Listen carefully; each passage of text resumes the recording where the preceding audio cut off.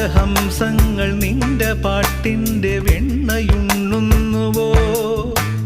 പകുതി പൂക്കുന്ന പാരിജാതങ്ങൾ പ്രാവുപോൽ നെഞ്ചിലമരുന്നോ? ഉറുകി നിൽക്കുന്ന നിന്റെ യൗവനം രുദ്രവീണയായി പാടുന്നു. നീ ദേവശില്പമായുണരുന്നു.